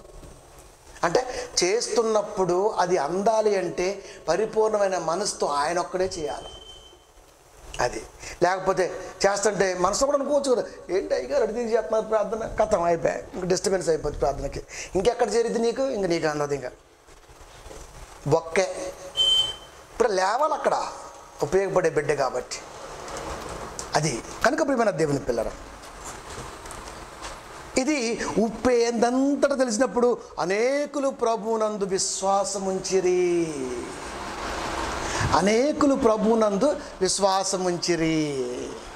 లోకాసువార్త 8:53 నుంచి 56 వరకు యాయిరు కుమార్తె విషయంలో యేసుక్రీస్తు వారు ఏం చేశారో, ఉప్పేలో తబిత విషయంలో కూడా తన శిష్యుడైనటువంటి పేతురు గారు కూడా అదే చేశారు. అంటే గురువు గారు చేసినట్టుగానే చేసుకుంటూ సువార్త ప్రయాణాన్ని సాగిస్తున్నాడు. అంతేనా? చెప్పించడం కూడా వచ్చు. ఎవరికి? పేతురు గారికి. ఎందుకు? యేసుక్రీస్తు వారు చెప్పించారు కదా. యేసుక్రీస్తు వారు చెప్పించారు. మనకు తెలుసు. లోకసువార్త 13:6-9 వరకు చూసుకుంటే ఉపమానం చెబుతున్నాడు అక్కడ. ఏమని? 3 ఏండ్ల నుండి చెట్ల పొలాలు వెతకడానికి వచ్చాను, కనబట్ల. అంజూరపు చెట్టు, ద్రాక్ష తోటలో అంజూరపు చెట్టు. ఆ కాలం కూడా కాసే గుణం దానికి ఉంది, కానీ అది కాయట్లా. వెంటనే తోటమాలిని పిలిచాడు. విట్రానన్నా, ఏంటి దీని సంగతి ఏంటి? అయ్యా, 3 ఏళ్ళుగా కష్టపడుతున్నా, ఇంకొకసారి ఉంచామనుకో, నా మాట విని, నా మాట మీద నమ్మకం ఉంచి, ఫలించిందా సరే సరే, లేకపోతే నరికించేసే అంతే. ఎప్పుడైతే ఇది 3 ఏళ్ళ నుంచి ఫలించడం లేదో వెంటనే దాన్ని శపించాడు. ఇంకెప్పటికీ నువ్వు కాయవు అని చెప్పేశాడు. ఆహా, కాయ ఫలాలు ఇవ్వకపోతే చెప్పిస్తాడా? కాండి, చెప్పిస్తాడా? మరి పనికిరానప్పుడు ఎందుకు? భూమి నాశనం అయిపోతుంది కదా. ఫలించదని తెలిసినప్పుడు ఇంకెందుకు ఇంకా టైం చేస్తున్న టైం అంతా వేస్ట్ అయిపోతుంది. వేస్ట్ ఇంకిది. అది మనసులో పెట్టుకున్నాడు. చెట్లు అనగానే యోహాను గారు మనకు చెప్పారు, బాప్తిస్మ ఇచ్చే యోహాను గారు, ఇప్పుడే చెట్ల వేరుల మధ్య గొడ్డలు ఉంది. చెట్లు అంటే మనం సాదృశ్యంగా చెప్పాడు. సో ఫలించకపోతే లేపే అన్నప్పుడు తోటమాలి అంటే కాస్తున్న కాపరి అడుగుతాడు దేవుణ్ణి, ఉంచునైనా పని చేస్తాడేమో. సరేరా ఉంచు. శపించడం ప్రారంభించాడు. అది కూడా చూశాడు నేర్చుకున్న టైంలో. పై సందర్భం ఎదురైంది. సువార్త ప్రయాణంలో అక్కడి నుంచి ప్రయాణం అవుతున్నాడు, వెళ్ళిపోతూనే ఉన్నాడు. వెంటనే క్రైస్తవ్యం బాగా విస్తరిస్తుంది. క్రైస్తవ్యం విస్తరిస్తున్నప్పుడు వెంటనే దాంతోపాటు కూడా సాతాను యొక్క దృష్టి బలంగా ఉంది కనుక అనేక మంది చెదిరిపోయారు. చెదిరిపోయిన వారికి ఏ కొద్దుగా ఉండకూడదు కాబట్టి ఉన్నవారందరూ కూడా సమిష్టిగా పంచిపెట్టడం జరిగింది. ఇవన్నీ చూస్తున్నప్పుడు కూడా భూమి రేట్లు బాగా ఉన్నవి. ఆ భూమి ఏ ప్రాంతం, ఆ భూమికి ఎందుకు అంత రేటు వచ్చిందన్నది ఖచ్చితంగా మళ్ళీ ఎపిసోడ్లో చెప్తా. అది కాపర్. ఆ ప్రాంతంలో ఎక్కువగా కాపర్ పండిద్దండి, కాపర్. అది కనుక ఆ కాపర్ ఎప్పుడైతే ఉంటుందో వీళ్ళు పొలాలు అమ్మినటువంటిది రేట్ ఎక్కువ వస్తుంటుందన్నమాట. సో అలాంటి పొలాలు, అలాంటి మంచి పొలాలు అవన్నీ కూడా ఎప్పుడైతే బర్నబా వచ్చేసాడు, పెట్టేశాడు, అపోస్తలుల యొక్క పాదాల దగ్గర పెట్టబడి, అయ్యా ఇదిగో ఇంత పలికింది ఉంచేసుకోండి అన్నాడు. అంతే. ఈ నోట ఆ నోట, ఈ నోట ఆ నోట పక్కకు పాకింది. వెంటనే అన్నయ్య గారు లేసేశారు. ఏమో మరి మనం కూడా రైలు కట్టమంటుంది కదా. ఉందండి, మరి బాగా రేటు పెరిగినట్టుంది ఈ మధ్య మనకి. పెరిగింది, ఇచ్చేద్దామా? ఇచ్చేద్దాం అనుకున్న దానికంటే ఎక్కువ వచ్చింది ఇక్కడ. అది పాపం ఇలా సాగు కూర్చుంటు ఉంది. అది అనుకున్నప్పుడు రేటు మామూలుగా ఉంది, ఎకరం ₹1,00,000 ఉంది. ఎప్పుడైతే బర్నగారు పెట్టారు, పొలం అమ్ముతాం అని చెప్పుకుంటున్నారో కొద్ది లేట్ అయిపోయింది. లేట్లు ఏమైంది అంటే ఖచ్చితంగా రేటు ఆకాశానికి అంటింది. 1కి 10 వచ్చేసి పడింది. అంటే ₹1,00,000 కదా మనం అనుకుంది. పేబుకి పొలం ఇద్దాం అనుకున్నాం అమ్మి, అప్పుడు ఎంత లక్ష. ఇప్పుడు ఏం చేద్దాం ఏంటి, సగం ఇవి నాకు అంది. ఏం చేసుకుంటావు చెప్తే ఇవి అంది. వెంటనే సగం తీసుకుంది, అదే సంకలో పెట్టుకుంది, ఇంట్లోంచి వెళ్ళిపోయింది. లేదు అక్కడ ఏం చేశాడు, ఇస్తామన్న తీసుకున్నాడు, ఇస్తామందే ఇస్తున్నాడు. అక్కడ ఆయన తక్కువ ఇవ్వట్లేదు, దేవుడికి ఇద్దామందే ఇస్తున్నాడు. కాకపోతే రేటు పెరిగింది. రేటు పెరిగినప్పుడు దేవుడికి ఇవ్వనంత వరకు మనదే, దేవుడికి ఇవ్వనంత వరకు కూడా మనదే. ఎప్పుడైతే ఇద్దాం అనుకున్నప్పుడు ముందుకు వచ్చినప్పుడు రేటు పెరిగింది అనుకోండి, ఇప్పుడు దేవుడికి ఇద్దాం అనుకుంటే నేను ఇంతే కదా, ఇంత పెరిగింది కదా, పెరిగింది నాకే కదా, ఇది దేవుడు నా మీద ఉంచిన కృప కదా, 9 నాకు దేవుడికి 1కి అంతే. దేవుడికి ఇద్దాం అనుకున్నావు కాబట్టి రేటు పెరిగింది, అంటే అది ఇస్తావా ఇవ్వా అని చూశాడు దేవుడు. అంతే. వర్మ పెట్టాడు, మరి మనం పెట్టకపోతే ఎట్లా అండి అనుకున్నాడు. వెంటనే వాళ్ళని బ్రోకర్లు పట్టుకున్నాడు, అమ్మేశాడు. అమ్మేసి లెక్కేయటం మొదలుపెట్టారు. ఇంకా ఇద్దరు కలిసి లెక్కేశారు. వెంటనే ఇంట్లో పెట్టాడు. ఏమేం చేసింది మరి, ఎక్కడొక్కడ ఇంట్లో పెట్టుకుంటుంది కదా, ఏం తీసుకెళ్ళి ఏ బ్యాంక్ కోసం బయటికి వెళ్ళిపోయింది. ఈయనేమో ఆ అపోస్తలుల కాడికి వచ్చాడు, ఇంటి తలిపేసి ఉంది. అంతే. వెంటనే అడుగుతున్నాడు, అన్నయ్య ఏంటి ఇలా చేశావు అన్నాడు. 5వ అధ్యాయం అపోస్తలుల కార్యములు 1-2. అననీయ అని ఒక మనుషుడు తన భార్య అయిన సప్పీరాతో ఏకమై దేవుడు ఏక శరీరులయ్యుందురు అంటే అర్థం ఏంటి తెలుసా, ఒకే మాట మీద ఉండాలి అని. కానీ విచిత్రం ఏంటంటే వీళ్ళు కూడా ఒకే మాట మీద ఉన్నారండో, వీళ్ళు కూడా ఒకే మాట మీద ఉన్నారు. ఏకమై అంటే కలిసేసి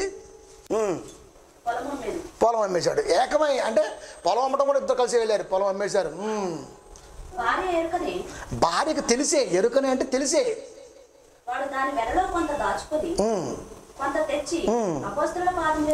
భార్య కూడా తెలుసు. పోయిన ఆవరణాలు కదండి, మనం ఇద్దాం అనుకుంది ఖచ్చితంగా ప్రభుదే ఇచ్చేయాలి అనుకున్న తర్వాత ఆయనదే. అది వన్స్ కమిట్ ఒక్కసారి అయితే ప్రభుతో అది ఆయనదే. అది రేంజ్ ఎందుకు పెరిగిందయ్యా అంటే నీ మనసు అక్కడ తెలియాలి ఇప్పుడు. అందుకే చెప్తుంటే ఇప్పుడు ఒక మాట, మనిషి మాట మీద ఉండడు అని నేను ఎక్కువ నమ్ముతుంటాను. కలగనప్పుడు ఎన్నైనా మాట్లాడతాం, ఈవెన్ మీ. అందుకే ఎప్పుడు ఒకటి అంటుంటా, జీవితంలో ఏ స్టేజ్కి వెళ్ళినా ఈ స్థితి మాత్రం ఎప్పటికి ఇలాగే ఉంటుంది అని మాటిస్తుంటే ఎప్పుడు కూడా నేను ఒకటి నమ్ముతా. ఎప్పుడు కూడా మనిషి కాస్త కలిగిందంటే ఆటోమేటిక్గా మారతాడు. మనిషి మారతాడు, గుర్తుపెట్టుకోండి. మనిషి మరి అయ్యగారు మనిషి కదా, అయ్యగారు మనిషి కాదు. అది వాక్యాధారంతో చెప్తున్నా, అయ్యగారు మనిషి కాదు. దేవుని కుమారులు నరుల కుమార్తెలతో పోయి వివాహం చేసుకున్నారు. అదే అధ్యాయం అధికారంలో కనబడుతుంది మనకు ఆ మాట. దేవుని కుమారులు ఎవరు, నరుల కుమార్తెలు ఎవరు? అమ్మాయి అబ్బాయిని చేసుకున్నాడు అని చెబుతున్నాడు అక్కడ. అంతే. ఆ పదం వాడుతున్నప్పుడు దేవుని కుమారులు నరుల కుమార్తెలతో పోయి చక్కని వారిని చూసి వివాహం చేసుకున్నారు. ఈ దేవుని కుమారులు మనుషులేనా? మనుషులు అంటే బాగుండేది. ఎందుకు వాడాడు ఆ పదాన్ని అండి? అది మనం ఛేదించలేకపోయాం. దేవుని కుమారులు అంటే ప్రత్యేకంగా ఉంటామని అనుకోమాకండి, వాడు మనిషే. మనుషుల్లో మనుషులు వాళ్ళకి ఇష్టమైన వారిని చేసుకున్నారు అన్నది దాని అర్థం. కానీ దేవుడు రాస్తున్నప్పుడు చక్కటి భావాన్ని అక్కడ మన కొరకు పొందుపరిచాడు. దేవుని కుమారులు నరుల కుమార్తెలతో. అందుకే చెప్తుంటా, మనిషి మారతాడు. మనిషికున్న గుణం ఏంటంటే మారతాడు, అంతే. మనిషి మారతాడు, ఎవడైనా కానివ్వండి. అందుకే దేవుని మనసు నుంచి మాత్రం మనం మారకూడదు అని ఒక పూర్తి అద్భుతమైన సంకల్పం కలిగి ఉన్నాం. అదే సంకల్పం బలంగా ఉందనుకోండి, అదే మన బలం అవుతుంది. అది కనుక ఎప్పుడైతే పొలం అమ్మడానికి సిద్ధపడ్డారో రేటు పెరిగిందో వీళ్ళు సాగుకు వచ్చింది. తీసుకొచ్చి పెట్టినా పోయేది. ఏమండి, ఇద్దరు ఏకమయ్యారు, మంచి కూర్చున్నారు, లెక్కేసుకున్నారు. ఏమో కొద్దిగా ఇంట్లో పెడతాను అన్నాడు, అటు వెళ్ళిపోయాడు. ఆ ఇంట్లో పెట్టి ఏం చేసిందంటే ఏమో తీసుకుని ఏమో వెళ్ళిపోయింది. ఎందుకు? దాస్తారు కదా, ఆడో ఏడో దాచుకుంటారు కదా, వెళ్ళిపోయింది. వెంటనే కొంత ఎప్పుడైతే అనుకున్నాడు తీసుకొచ్చి పెట్టాడు. పేతురు గారికి అర్థమైపోయింది. ఎందుకు అర్థమైంది? బర్నబా పెట్టినప్పుడు అపోస్తుల పాదాల చెంత పెట్టినప్పుడు అడగరా అండి, ఏంటి బర్నబా ఎంత పెట్టామంటే, అయ్యా అప్పుడు దాకా రేట్లు లేవు, ఎప్పుడైతే దేవుడికి ఇద్దాం అనుకున్నానో 1కి 10 పెరిగింది అయ్యా, ఇగో ప్రభు చెంత పెట్టినయ్యా అంటే, వా ఏం ఆదరణ అయ్యా నీది, అసలుకి ఏం ఆదరిస్తావయ్యా నువ్వు, తెలియకుండా ఎలా ఉంది. వెంటనే కొద్దిగా పెట్టేసరికి వెంటనే కదా పొలాలు అక్కడేనా, ఊరు అదేనా. ఆయన చూసారా, ఈయన కాడికి వచ్చేసరికి ఎందుకు ఇలా చేసావు, నువ్వు కూడా పొలం పెట్టావు, ఎందుకు ఇలా చేసావు, పరిశుద్ధాత్మ దేవుణ్ణి ఎందుకయ్యా నువ్వు మోసం చేశావు అంటే, నిన్ను నువ్వు మోసం చేసుకున్నావు అన్నది లోకం వాడే పదం. దేవుణ్ణి ఎందుకు మోసం చేసావు అన్నది ఒక దైవజనుడు వాడవలసిన పదం. మనం ఏమంటాం, ఎందుకు నిన్ను నువ్వే మోసం చేసుకున్నావు, ఎందుకు నిన్ను నువ్వు గాయం చేసుకున్నావు. ఎవడికి వాడు మోసం చేసుకోడు, ఎవడికి వాడు గాయం చేసుకోడు. తెలుసా? ఎవడి దేహాన్ని ఎవడు శపించుకుంటాడు చెప్పండి? ఎవడి దేహాన్ని ఎవడు శపించుకుంటాడు, ఎవడిని ఎవడు మోసం చేసుకుంటాడు?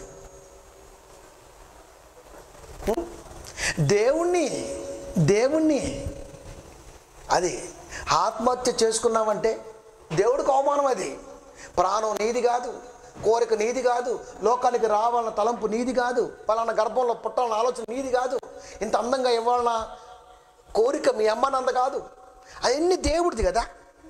మరి దేవుణ్ణి ఎందుకురా మోసం చేసావు నువ్వు?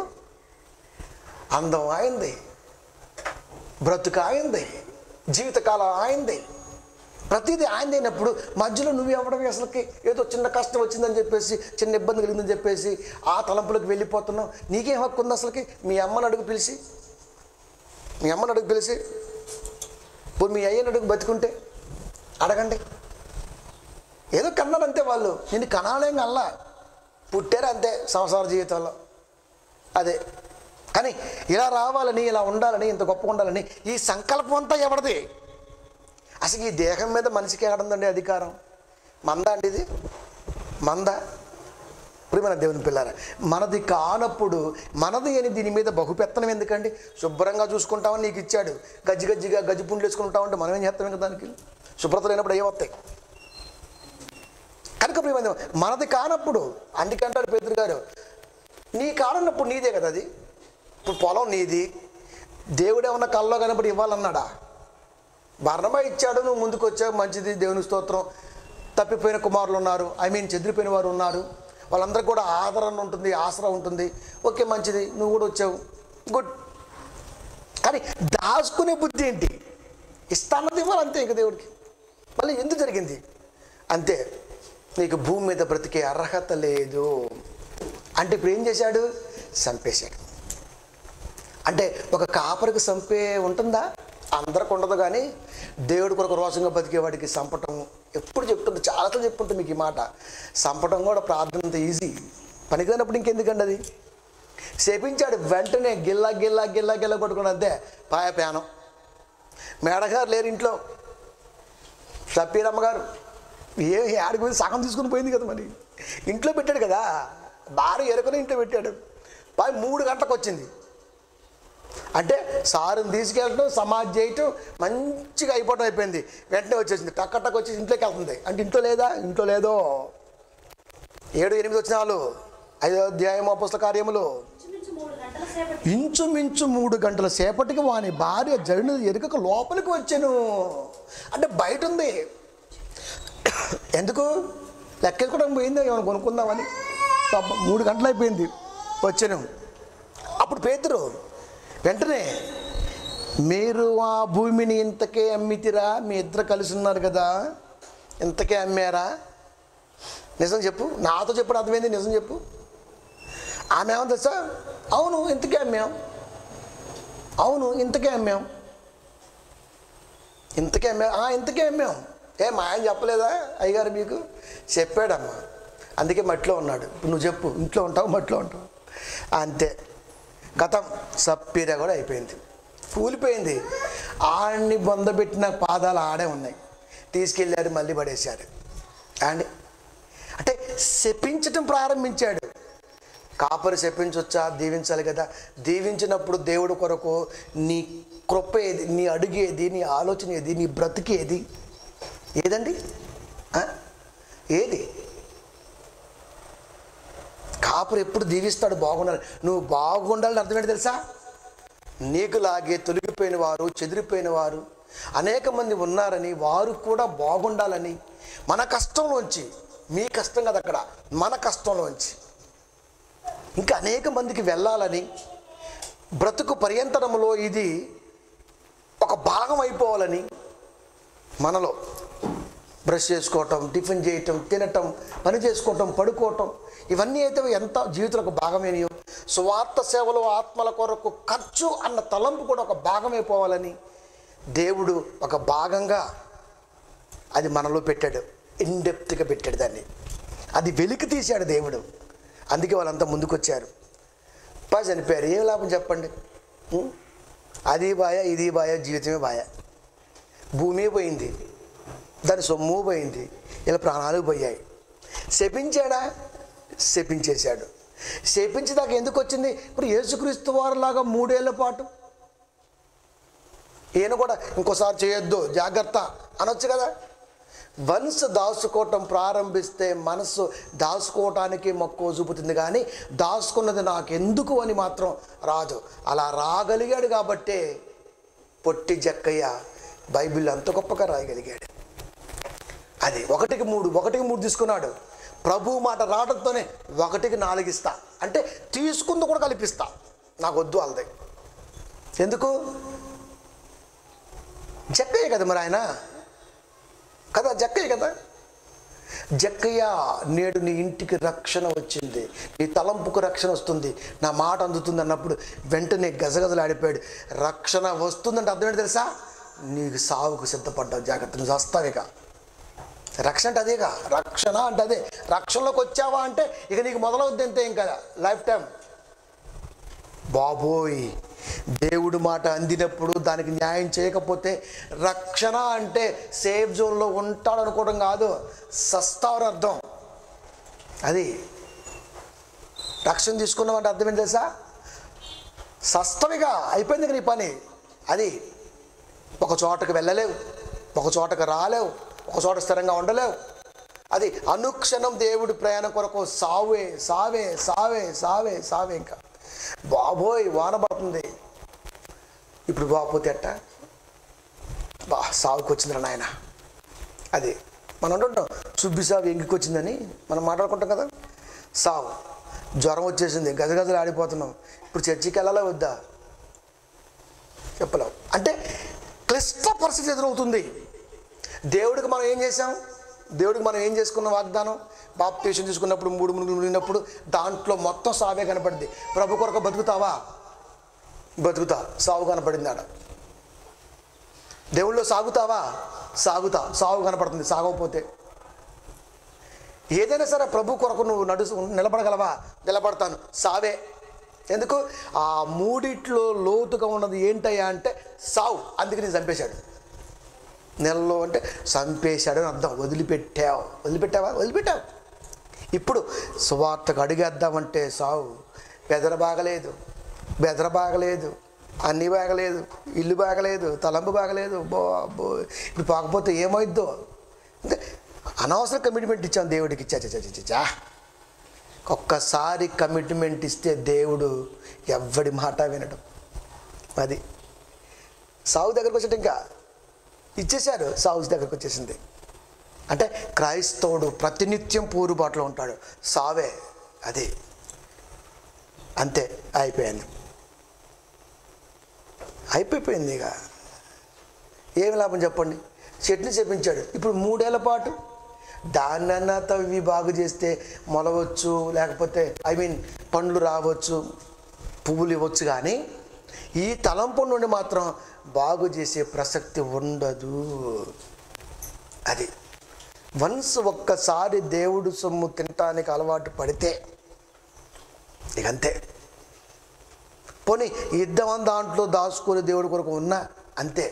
ఒక కమిట్మెంట్ దేవుడికి ఇచ్చిన తర్వాత ఈవెన్ విత్ కాపరి వాడితో సహా అది ప్రభు కొరకు ఇచ్చేయాలి. ఎందుకంటే ఇచ్చేశారు. పౌలు గారికి ఆ సంఘాలు డబ్బులు ఇస్తే మంచిగా మూట కట్టి యెరూషలేము పంపించాడు. అయ్యా ఆ సంఘంలో కొంచెం కష్టంగా ఉంది, ఇచ్చినప్పుడు. మరి మీకు పర్లేదు, నాకు గలతీ సంఘం ఉంది, మాజిదోనియా వాళ్ళు పెడతారు, నాకు ముందు ఇచ్చేయండి. వాళ్ళకి సంఘానికి ఇవ్వాలి కదా. సంఘానికి ఎందుకు ఇచ్చాడు? ఆ సంఘం బేదలో ఉంది, ఆ సంఘం గొప్పగా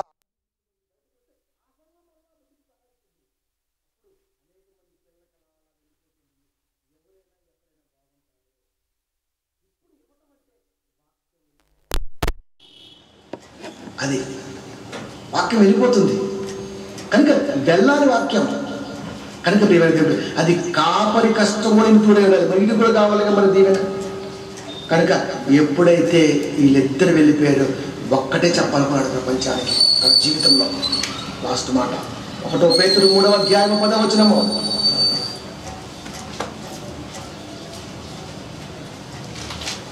3:10 1 పేతురు. జీవమును ప్రేమించి మంచి దినములను చూడగోరు వాడు చెడ్డదాన్ని పలకకుండా తన నాలుకను, కపటపు మాటలు చెప్పకుండా తన పెదలను కాచుకోను. పేతురు గారి జీవితంలో చెడ్డ మాటలు కానీ కపటపు మాటలు కానీ ఉన్నాయా? ఉన్నాయా? లేవు. చెడ్డ మాటలు లేవు, కపటపు మాటలు అంతకంటే లేవు. అది తొందర ఎక్కువ. తొందరలో చెడ్డ మాటలు ఉండవు, కపటం మాటలు ఉండవు. అది అందుకే చెబుతున్నాడు, జీవమును ప్రేమించి ఎవడైతే పరలోకానికి వెళ్ళాలి అనుకొని ప్రభుత్వ స్నేహం చేయడానికి సిద్ధపడ్డాడో బాప్తిసం తీసుకొని వాళ్ళకు చెప్తున్నా, మంచి దినమును చూడగోరు వాడు. అవి ఎలా ఉంటాయి?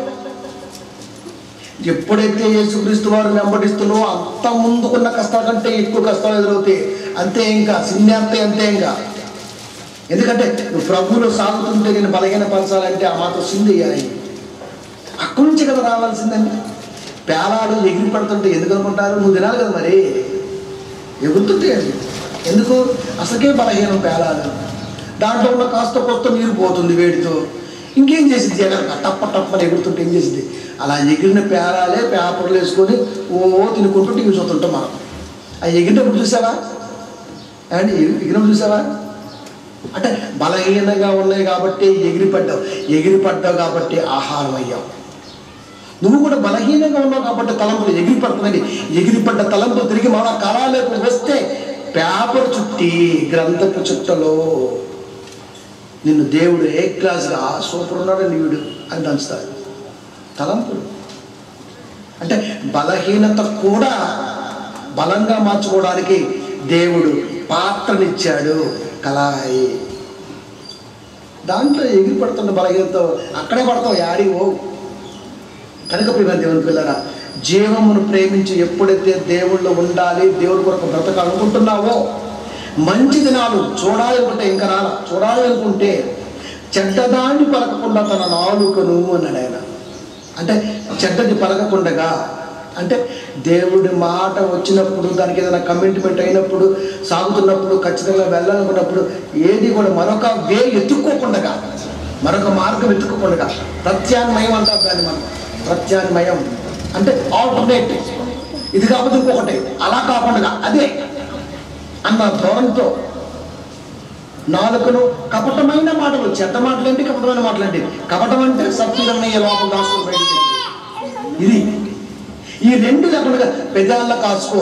చెడ్డదైనా కపటదైనా నోటి నుంచే రావాలి కాబట్టి నీ పెదాల దాచుకో. అంటే చాలా జాగ్రత్తగా ఆశ తూసి ప్రభు కొరకు సాగుతున్న బ్రతుకులు పెదాలను అబ్జర్వేషన్ చేసుకుంటూ ఉంటారు. చాలా ఇది పలకొచ్చా, ఇది పలకూడదా, పలితే ఎటుగారు తీసింది, దాచుకుంటే మంచిది. ఏమండి ఏమండి కథలు వింటుంటాం. ఎవడో ఏమండి పాల సముద్రాన్ని మదిస్తుంటే ఒక పక్క రాక్షసులని, ఒక పక్క దేవతలని పాల సముద్రాన్ని మలిస్తే ఫస్ట్ హలాహలం వచ్చినప్పుడు ఎవడో ఒకడు కల్పిత గాథలో గరలంలో విషాన్ని దాచుకున్నట్టు విన్నామే, చదువుకున్నామే. అండ్ దేవుళ్ళకి రాకముందు అవే కదా పాఠాలు చిన్నప్పుడు మనకి, అవే కదా పాఠాలు. మరి ఇక్కడ ఏది దేవుళ్ళకి వచ్చిన తర్వాత ఏది కనుక మేము దేవుడు ఏదైనా సరే గొంతులోనే ఉండాలి, బయటికి రాకూడదు. తిండిపోతుకైతే గొంతు కత్తి కట్టుకో అన్నాడు. అదే వదలబోతుకైతే సేమ్ గొంతుకు కత్తి కట్టుకోవాలి. తిండి అయినా మాట ఒకటే కదా, మాట అయినా గొంతులోంచి బయటికి రావాలి, తిండి అయితే నోట్లోంచి గొంతులో పోవాలి. కామన్గా సెంటర్ పాయింట్ వ్యూ ఏమున్నాయి అంటే స్వరం కదా, గరళం. అది కనుక దాన్ని చాలా జాగ్రత్తగా దాయాల. మాట టప్ప టప్ప టప్ప టప్ప బయటికి రాకూడదు. అది 10,000 మాటల కంటే జస్ట్ 5 చాలు. మంచిగా అర్థమయ్యే మాటలు 5 చాలు. 10,000 మాటల్లో దోషం దొరికింది, 5 మాటల్లో దోషం దొరకకుండా కాపాడింది. ఇది కూడా తెచ్చుకోలేకపోయామండి. ఇది కూడా అర్థం కావట్లేదు మనకి. ఎవరు చెబుతున్నాడు? జీవమును ప్రేమించి బయట తిరిగేవాడు సొల్లుగా ఏదైనా మాట్లాడుకుంటాడు, వాడి గురించి వలే. ఎందుకంటే ఆడికి అదే బిజినెస్ కాబట్టి, ఆడికి మాటలు ఏంటి, ఆడికి వెళ్ళదు కాబట్టి. బ్రోకర్ ఉంటాడు అండ్ పెళ్లి సంబంధం చూడరా అంటే పట్టకొచ్చి ఇప్పుడు చెప్తాడంటే ఆడే కానీ ఆడే పెంచి ఆడే పెద్ద చేసినట్టుగా మాట్లాడతాడు. అది మనకు అర్థమైపోతుంటుంది ఎందుకు ఇంత అని. కాబట్టి ఎంత అవసరమో, ఎందుకంటే పరలోక ప్రయాణంలో మన మాటల కంటే ప్రభుతో కూడిన మాటలు ఎక్కువగా కనివేసుకోవాలి. అది నేర్చుకున్నాడు ఆయన. అందుకనే ఎక్కడ కూడా తన గురించి మాట్లాడడానికి ఇష్టపడ్డాను. అది పేతురు గారు లాగా భార్యను అంటేసుకొని పోవద్దా అన్నది పేతురు గారు కాదు, పౌలు గారు అంటాడు. నేను మా యామ తీసుకుని సువార్త పోతున్నా అని చెప్పట్లే. అక్కడ పోతే కనబడింది, ఇక చెప్పుకోవడం ఎందుకు మంచి చెప్తాను. మంచి వాళ్ళు చెప్పాలి, చెడు మనమే చెప్పుకోవాలి. అది మంచి వాళ్ళు చెప్పాలి. కనుక మన దేవుని పిల్లరా, కనుక మంచి పేతురు గారి గురించి బయట చెప్తున్నారు. కానీ పేతురు గారు మాత్రం వాక్యంలో ఎక్కడ కూడా నేను ఇలా దాచుకుని మొత్తం చెప్పేస్తున్నాడు. తన భయ హిస్టరీ మొత్తం చెప్తున్నాడు. నేను ఎలా అని. అది కనుక మన దేవుని పిల్లల జీవమును ప్రేమించాం, మంచి దినాలు చూడాలి అనుకుంటున్నాం. చెడ్డది పలకుండా నాలుగుని కపటమైన మాట పలకుండా తన పెదాలని కాసుకోవడం మాత్రం నేర్చుకునేపోయాం. ఇది నేర్చుకుంటే పేతురు గారి జీవితంలో ఆయన చేసేటువంటి అద్భుత ఆలోచనలు మన జీవితంలో కూడా ముందుకు వస్తాయి. అదండి, ఇలా ఆయన జీవితం మొత్తం సాక్కుంటూ వెళ్ళిపోతే చివరికి ప్రభు కొరకు చనిపోవడం కూడా వెనకడుగు వేయలేదు. అది తన మరణంలో కూడా ఆయన సువార్తని ప్రకటించాడు. కట్టుకున్న వారికి ఒకటి చెప్పాడు, నా టైం అయిపోతుంది, ఇంకా నేను రాను, ఈ రాజుల చేతులు పడ్డానని చంపేస్తున్నాను, నువ్వు మాత్రం ప్రభుని విడవకు. ఒక్కటే ఆడగొడ సువార్త చేశాడు. అది ఆడగొడ చేసేసాడు.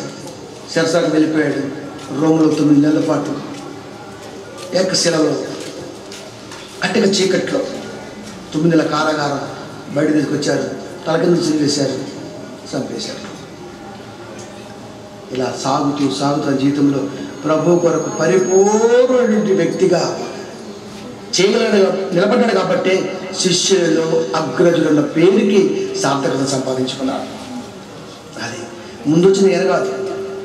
అయినా సరే వయసు రీత్యా, ఆలోచన రీత్యా దేవుడు అన్ని విధాలుగా ఆయన్ని తేలిపార చూసి ఒక మంచి బాధ్యతను ఇస్తే ఆ బాధ్యతకి నిండైన మెండైన వన్యధనాన్ని తీసుకొచ్చినటువంటి వ్యక్తి పేతురు గారు. మన జీవితంలో కూడా మన లోటుపాట్లు ఉన్నా, లేకపోతే మరొకటి ఉన్నా నిండైనటువంటి వ్యక్తిగా, పరిపూర్ణ స్త్రీగా, పరిపూర్ణ పురుషుడిగా ఎప్పుడు కొనియాడబడతాం? మనం ఎప్పుడు కొనియాడబడతాం? సంఘం అంటే స్త్రీ పురుషుడు ఎప్పుడు కొనియాడబడతాం?